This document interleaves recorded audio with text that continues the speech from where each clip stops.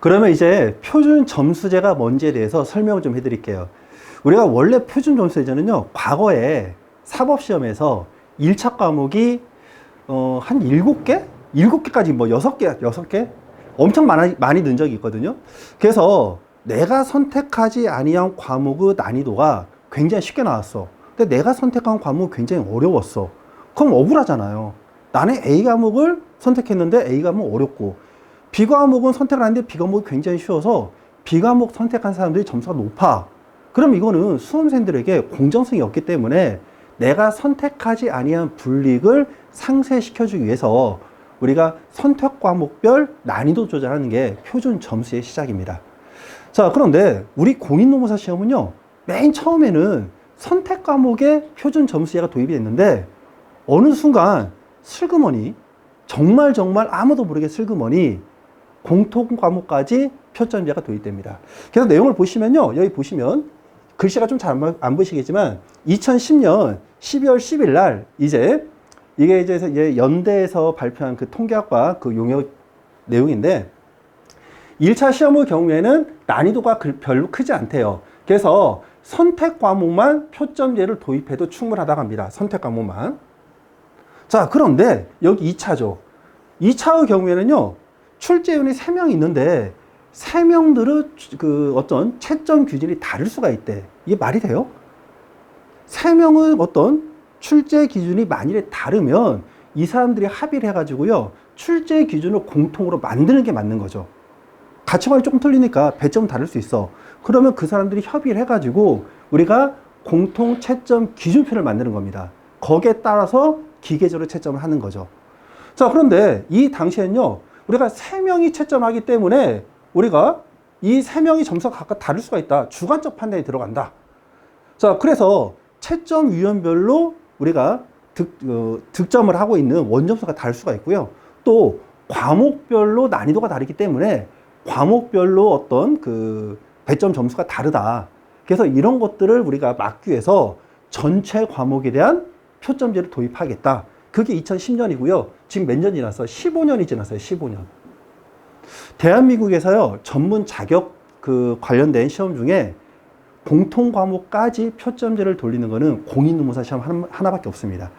그래서 이 표점제에 대해서 제가 이제 예전부터 이 제도 불합리를 제가 이제 얘기를 하고 다녔고요. 그리고 한 3년 전에 이게 바뀔 기회가 생겼어요. 그래서 공인노무사회에서도 제가 이런 내용을 얘기를 해가지고 실적으로 그 대정책위원회가 있습니다. 그래서 대정책위원회에서도 이런 문제를 해결하기 위해서 노력을 했고요. 그리고 실제 한양대에 계셨던 모 교수님께서 이런 정과원 표점제에 대한 폐단에 대해서 우리가 연구 그 발표를 좀 했고요. 그래서 이게 한 2년 전에 바뀔 거로 예상을 했는데 산업인력관리공단에서 이거를 안 바꾸더라고요. 그러면서 공인노무사의 집행부도 좀 바뀌고요. 이게 묻혀버린 거지. 그러면 저는 이제 어떻게 하느냐. 실적으로 수험생들이 이거를 강력하게 요구하면 바뀔 거라 생각을 하는데 수험생들한테 몇 분한테 물어봤거든요. 그랬더니 표준 점수제의 폐단을 정확히 잘 모르시더라고요. 그래서 베이스업이 되니까 이런 거지. 아, 내가 조금 공부를 못해도 나도 베이스업이 되니까 별로 불합리하다 생각을 안 했던 거예요. 그래서 이걸 놔뒀는데 그 폐단이 올해 시험 문제에서 크게 발생하는 거죠. 아, 그리고 또 하나. 예전에 2년 전인가 우리가 원래 300명을 뽑는데요, 500명을 넘게 뽑은 적이 있어요. 그게 왜 그랬냐면은 표점제를 잘못 돌려가지고 우리가 표점제를 잘못 돌리다 보니까 60점 이상이 500명이 넘어버린 거야. 그래서 그 정원이 그렇게 어마무시하게 늘었던 적이 있던 거죠. 그럼 여러분들, 자, 표점제로 봤을 때 베이스업이 보통 어떻게 되는지를 보시면요, 요거 작년입니다. 33회. 작년에 이제 행정법이 이제 굉장히 이제 그 블랙홀 과목이었죠. 내용을 보시면요, 표점제로 돌리신 분들, 이분들 행정이 69점이야. 71, 73, 78까지 올라갑니다. 네, 한 과목이 78이면요, 이분은 거의 그냥 그 꽈라고 쓴 다 합격하시는 분이야. 자, 그런데 여기 보시면, 자, 이게 이제 원점수입니다. 요게 이제 원점수고요. 이 원점수를 나누기 3을 하면 요 점수가 나오는 거죠. 요 점수. 자, 그럼 보세요. 이게 1문이면 50점짜리 배점이죠. 50점 중에 23. 자, 그리고 25점 중에 17, 25점 중에 13이에요. 참고로 우리가 원점수로 본다라면 여기서 평균 60을 맞으려면요. 지금 여기에서 45점을 맞고요. 여기에서는 60, 저희 몇 점이니? 곱하기 2니까 90점이 나와야 우리가 총 평균 냈을 때 60점이 나옵니다. 엄청 갭이 크죠. 그죠? 이 부분은 여러분들이 좀 봐주세요. 자, 그래서 하고 싶은 얘기는 뭐냐? 자, 일단 여기 원점수가 53점이신 분이요. 베이스업이 몇 점이 됐냐면 15.45.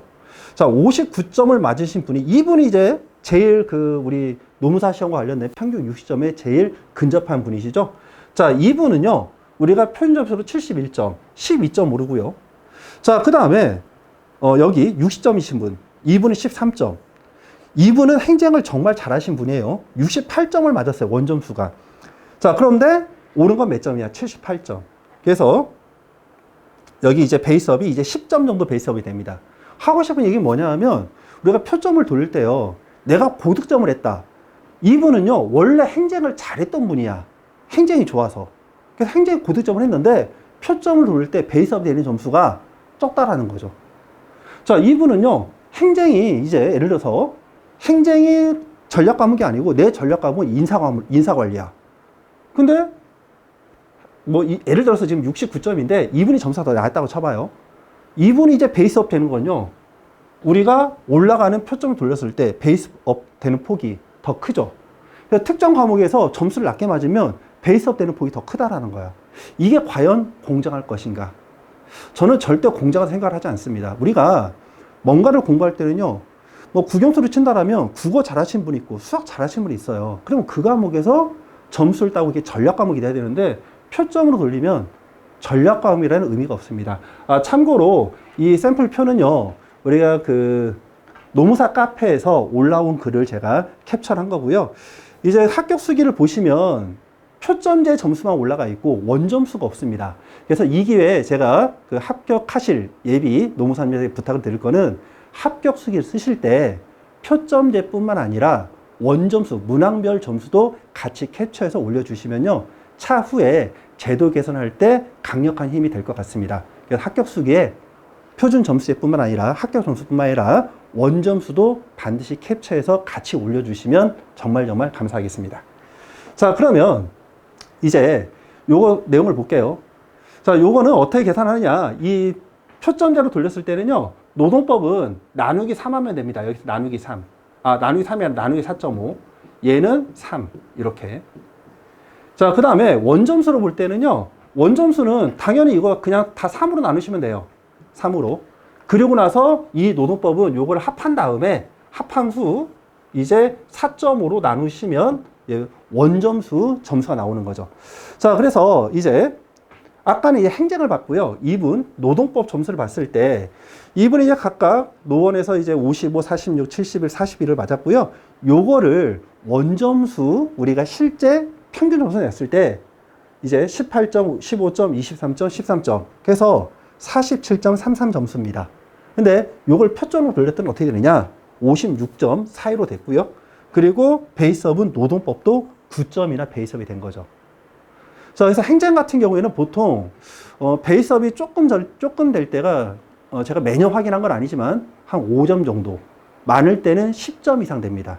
제가 실제 합격생 합격 수기 중에 한 행정이 15점 정도 베이스업 되신 분도 제가 확인을 한 바 있어요. 뻥이 아닙니다. 다 찾아보시면 그게 있어요. 그래서 실제 이제 여러분들이 노동법도 베이스업이 10점 이상 될 수 있다. 이 부분을 좀 기억하시고요. 자, 그 다음에 여러분들이 이제 표점으로 돌렸을 때 올해 점수가 좀 많이 궁금해 하실 겁니다. 그래서 제가 샘플링 하나 가져왔는데요. 29회 노동법입니다. 29회 노동법 때 뭐가 나느냐? 제가 지난번에 말씀드린 노래방 사건이 나왔던 거죠. 그래서 회식 중에 음주를 했고, 그래서 이 음주로 인해서 이제 다쳤을 때 이게 업무상재가 인정될 것인가? 부르타가 맞습니다. 참고로 저 경우는요, 일반적인 산재 관련된 성립 요건을 일반 법리로 다 설명을 해드렸기 때문에 제 수업을 들으신 분도 합격을 하셨습니다. 그거는 조금 이따 바로 다음 페이지에 있는데, 자, 그런데 이거는 실무적인 판례거든요. 굉장히 이슈가 되는 판례지만 실무 판례야. 그래서 부르타가 맞습니다. 보시면요. 이게 2문이었거든. 자, 26점 나왔습니다. 총점이. 그럼 이걸 3으로 나누면요. 8점이야, 8점. 8점. 그죠? 10점이 안 돼요, 8점. 자, 그런데 이분이 다른 것들은 어느 정도 좀 평타를 친 것 같아요. 자, 예를 들어서 요거는 덜렸어야 30점이 나와야 되고요. 요것도 30점이 나와야 돼. 그러니까 노1, 노2 각각 50점짜리 문제는요. 그래도 합격권에 근접하게 답안을 쓴 거고요. 그리고 노2 2문은 합격권 점수를 쓴 거죠. 그렇죠? 이분이 어떻게 베이스업이 되느냐? 이제 총 점수는 53점인데 이분이 합격을 하셨다고 했잖아. 59점으로 점수가 바뀝니다. 그래서 대략 베이스업이 이제 5.85 정도로 베이스업이 된 거죠. 그래서 요 샘플링을 봤을 때 이제 한 문제 정도가 이렇게 정말 뭐 터무니없이 문제가 나왔다 하더라도요. 우리가 베이스업이 5점 이상이 되는데 올해 시험 같은 경우에는요. 제가 저번에 말씀드린 것처럼 부르타 문제가 다 깔려버렸어요. 부르타 문제가. 그래서 추측컨대 조심스럽게 제가 추측을 하건데 노동법은 10점 이상 베이스업이 될 것으로 제가 판단합니다.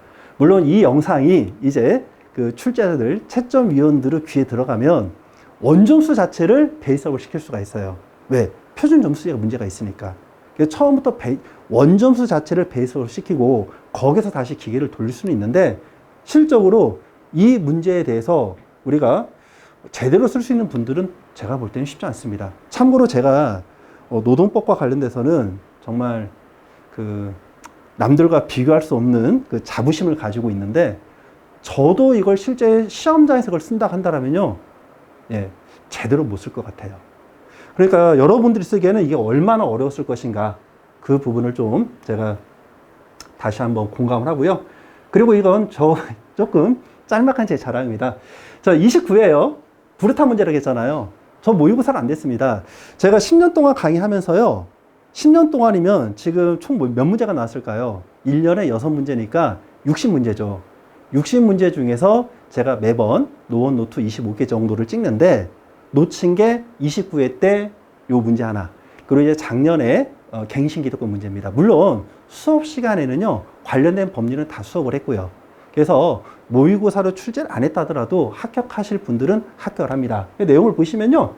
노동법 점수, 물론 이게 원점수는 아닙니다. 베이스업이 된 점수이긴 한데 61.28로 부르타 문제 나왔을 때 합격을 하셨다고 합니다. 자, 그래서 하고 싶은 얘기는 뭐냐면은 이제 이슈가 지금 굉장히 많은 노동법 시험인데 분명히 문제를 다루지 않은 강사님들 수업을 들으신 분도요. 이게 표점제라는 뭐 좋게 말하면 안전장치죠. 자, 이게 있기 때문에 올해 시험을 아주 망쳤다고 생각하신다 하더라도 여러분들이 좀 희망을 가지고서 좀 긍정적인 마인드로 그 시간을 좀 지냈으면 좋겠고요. 이게 참 강의를 하면서 면목이 없습니다. 문제를 적중시켜서 야 이렇게 써야지 맞습니다. 이걸 강조를 해야 되는데 그게 아니라 표점제에 우리가 의존하면서 합격을 기다리는 것 자체는 참 모순인 것 같습니다. 그래서 이 표점제를 여러분들이 좀 바꿀 필요가 있는데요. 일단 대체 이것만 간단하게 치고 이제 올해 시험 문제에 대한 총평을 좀 정리를 할게요. 일단 나는 닥치고 공부량 늘리란다. 매년 판례가 30개, 40개 나와도 그 판례 다 볼란다. 하실 분들은 이렇게 하시면 됩니다. 근데 이게 현실적으로 불가능하죠. 그래서 공부량은 일단 여러분들이 다른 과목에서 노동법이 늘어날 수밖에 없는 구조적인 문제가 있다는 거 이해를 좀 해주시고요. 강사님들이 여러분들의 공부량을 일부러 늘리는 게 아닙니다. 노동법은 양이 늘어날 수밖에 없어요. 다만 우리가 정확한 분석을 해서 이거는 출제가 안 될 것 같다. 그런 것들을 좀 치는 역량들이 필요한데 올해 시험 같은 경우에는 출제자들이 이거를 다 이제 개무시한 거지. 이제 욕 나옵니다. 진짜 욕 나와요. 계급장이 있기 때문에 제 발언이 그분들한테 귀에 들어가면 저도 이제 사실상 불이익을 당할 가능성도 있죠. 근데 여러분들 입장에서는요, 정말로 저도 같이 붕괴하고요, 같이 쌍욕하고 싶어요. 그리고 두 번째는 뭐냐, 이게 중요하죠. 수험제도 개선 요구를 해야 되는데 공인노무사회에서는요, 이 출제와 관련돼서 힘이 없습니다. 그 대외정책위원회가 있긴 해요. 근데 여기에서 입김이 좀 없습니다. 실적으로 출제 경향은요, 산업인력관리공단에서도 입김이 없어요. 오로지 누가? 그 출제위원 풀에 들어간 출제위원들의 회의에서 이루어집니다. 자, 그러면 여러분들이 공인 노무사가 돼서 시험을 보는데 남들이 하라는 것, 남들이 부르타 내는 것 아무런 모습을 못 내요. 실제로 과거에요. 한참 됐죠. 우리가 사법시험 있을 때 문제가 잘못 나왔습니다. 채점이 잘못됐어요. 이의제기하고 소송 들어갔거든요. 그래서 시험 합격 끝나고 나서 2차에서 좀 문제가 있었어요. 그래서 실질적으로 이게 소송 들어가가지고요. 2차 볼 수 있는 기회를 한 번 더 늘렸습니다. 쉽게 말하면 당해연도에 1차 시험을 합격을 했어. 그분은요. 그 이전 것까지 누적이 돼가지고 2차 자격이 이제 총 4번까지 늘어난 적이 있거든요. 근데 너무 오래된 시점이고 노무사 시험에는 뭐 그거를 그대로 대입하기는 어렵지. 왜? 노무사 시험은 1차가 쉬우니까. 근데 과거 사실은요. 우리가 1차를 합격하면요. 2차 합격률은 우리가 3대 1이었거든요. 그래서 거기에서 좀 제시하시는 분들은 대부분 합격을 했어요. 초시들 말고. 자, 그래서 여러분들이 목소리를 높여야 됩니다. 잠자는 자의 권리는요, 아무도 구제를 안 해줘요. 그래서 하고 싶은 얘기는 제가, 이 영상을 올리고, 그리고 카페에 또 글을 쓸 겁니다. 그래서 여러분들의 호응도를 봐가지고, 여러분들이 같이 제도 개선에 힘을 실어 주신다 하면은, 제가 설문지 돌리고요. 그래서 설문조사 결과 가지고, 제가 공인노무사회 그 대외정책위원회라던가, 아니면 산업인력관리공단이라던가, 아니면 제가 많은 분들은 알지 못하지만 뭐 학계에도 제가 교수님들한테 뭐 메일을 보낸다거나 해서 이런 불합리한 문제로 인해서 여러분들의 인생이 잘못되는 일은 절대로 없도록 제가 노력을 하겠습니다. 그래서 여러분들이 아까도 말씀드린 것처럼 표점제가 여러분들이 절대 좋은 제도가 아니에요. 근데 여러분들이 가만히 있으면요 아무도 도와주지 않습니다. 그래서 만일에 여러분들이 표점제를 선택 과목 표점제로 바꾸고 원점수는 공통 과목 원점수로 가자. 여기에 대해서 여러분들이 공감하신다면 저에게 힘을 실어주세요. 그럼 제가 제도 개선을 위해 한 발 더 나아가도록 하겠습니다.